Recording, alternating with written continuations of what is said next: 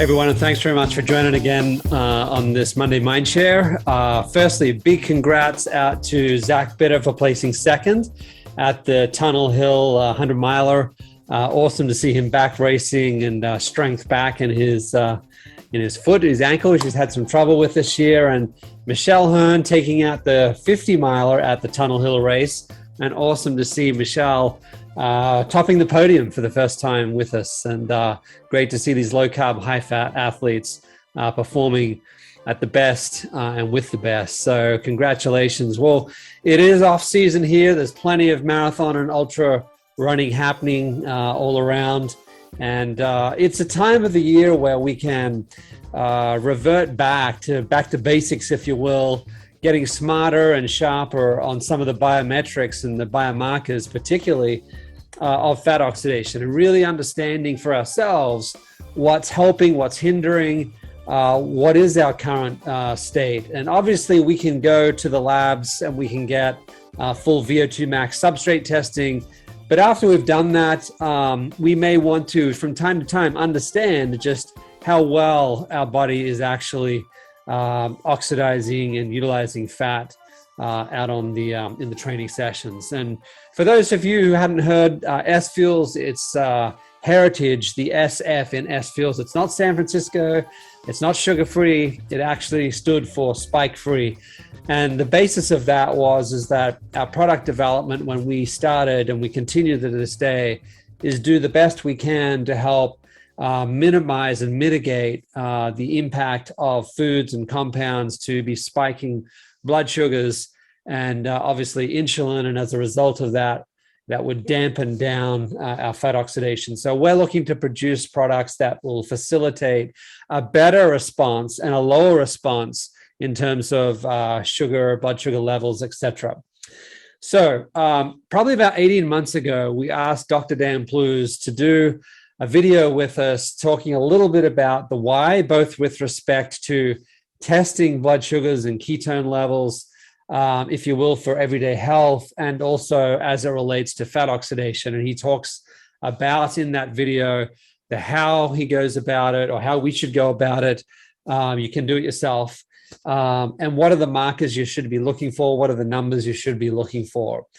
And when we were in our early days at SFuels developing some of our first products, and particularly the Train drink product, we would actually test this out in a field environment with 2, 3, 4 hour runs, and understood not just what happens to see the elevation of ketones during that run and at the end of that run, which is a sign obviously of fat oxidation, but what happens by taking different amounts of anything from 0 to higher amounts of carbohydrate prior to the run or to the training session, and then during that first 30 to 60 minutes. And we've learned a lot. We've developed a lot of our products and our procedure and approach to fueling prior, during racing and training based on a lot of that early work.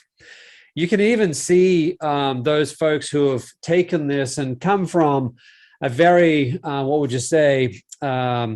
inefficient fat oxidation levels, and have, through testing and through diet and then through training, been able to elevate that fat oxidation levels to really world-class levels. And we've seen that. There's a video which I'll put up here on YouTube talking about Matt Kerr's experience on going from 0.53 milligrams per minute of fat oxidation, and now he's 1.5 and above, which is truly world-class levels.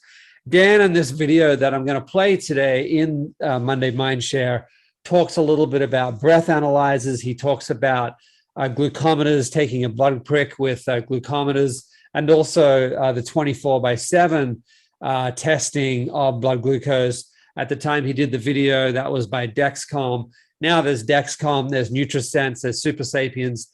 They're all producing different, if you will, on-body biomarker readers for 24/7 analysis. Well, diet and exercise can dramatically influence your fat oxidation, but hopefully this video from Dan talking a little bit about how you measure and what you're looking for will be a great help, as in the off season we come back to really reset, rebuild, and establish ourselves for the season ahead in 2022. I hope you find it interesting. Thanks very much for joining us again on the Monday Mindshare. So one of the reasons that we might be interested in measuring our blood glucose and ketones pre-season is there is a number of factors that are associated with this, and namely the first one is actually just general overall health. If you look at some of the markers of all-cause mortality and health, there's basically three major things. One is heart rate variability, so you can look at that if you're interested in that, but basically having a high heart rate variability is associated with being healthier. VO2 max, most people are associated with, know what that means, having a high cardiorespiratory fitness. And then the last is low and stable blood glucose.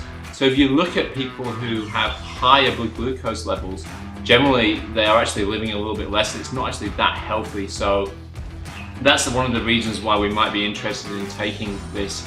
And with athletes, we often see, despite them thinking athletes are healthy, we often actually see quite high levels of blood glucose even at rest, so in the fasted state, which is actually not optimal. And if you think about what we're really trying to achieve, especially as age group triathletes, whether it's the ultra runners or whatever it might be, we're in it because we're trying to be healthier, we're trying to live a healthier lifestyle. So it's actually a really important marker to know and to be ready for.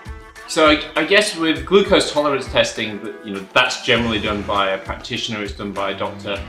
But it's quite hard to do sometimes, it's quite hard to get that done by a professional, but you can actually do it yourself. You can do it with your own blood glucose meter. And the best time to do it is you kind of want to do it just in your normal state. So when you're not actually having any intervention, so you get some reasonable baseline. And then if you're going through an intervention, and it might be a low carb diet, it might be some training, then that would be the time where you would start to take it again after the intervention. So basically ketones and glucose prior to the intervention, whatever you're going to do for the early stages of the season and kind of when you're maintaining status quo, as we like to call it. And then once you've gone through that training phase, or you've gone and changed your diet, you've done something that you hope is going to make a change, that's the point of when you would then continue to take it throughout and hope you will see a change in your blood glucose and ketone levels.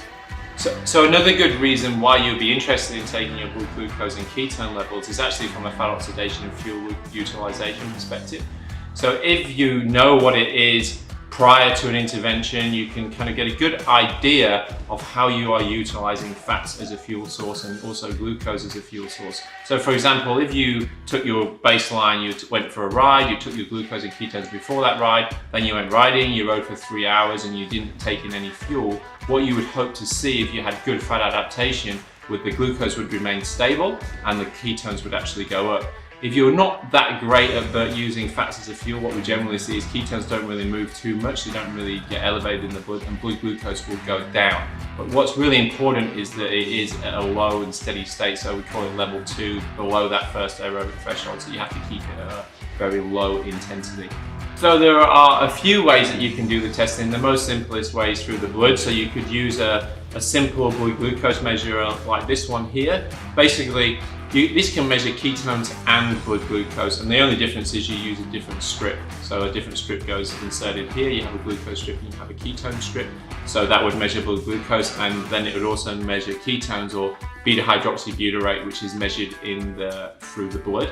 And another way that you can measure ketones is through the breath, which is by using a breath analyzer, with one through here. And this actually doesn't measure beta-hydroxybutyrate, it measures acetoacetate, which is actually a different thing.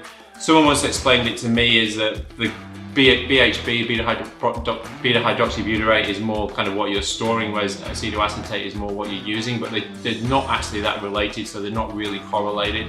And then finally, if you really want to go to town, you can actually use these continuous blood glucose measurers. So this is a Dexcom G5, which actually gets inserted into the stomach through a needle, and you can wear it for a series of a week or so, and you can actually get blood glucose continuously all the time, which is actually it's really interesting, and I think it's a great way to know what foods affect you in certain ways. So you could, so there are a few ways that you can do it, but I think what's really important is that you know what you're looking at. Generally, I'll look at my breath generally after training, as I won't really look at it before because I'm more interested in how I'm using the ketones at that point. But then I'll also do pre-post measures with blood glucose as well. So in terms of what numbers you should be looking for, I guess it's all about context before content.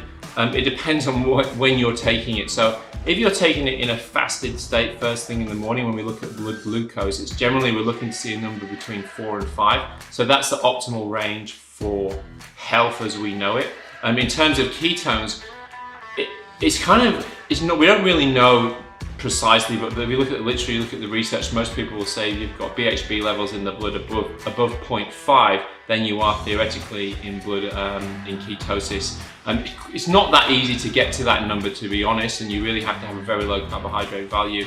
So, and I've actually talked to some researchers at length about this, and no one really knows where the number 0.5 has come from. And some would say it might be even as low as 0.3, but that's generally what people look for to be, and to be in clinical ketosis, you do have to be above 0.5. But that's being said, that if you are thinking about looking at your blood glucose pre-post exercise, it's very dependent on the type of exercise you're doing. What many people don't understand is glucose is associated with lactate. So if you have a high lactate, you will therefore have a high blood glucose, because the two are interrelated. Lactate is theoretically a glucose molecule. So if you do high intensity exercise, you will have an elevated blood glucose, which is why it's really important to know the context of what you're doing. So if you are doing these pre-post tests, make sure that it is of a low intensity, not after a high intensity exercise, because you certainly will see very elevated blood glucose, even between into the 60s or 70s.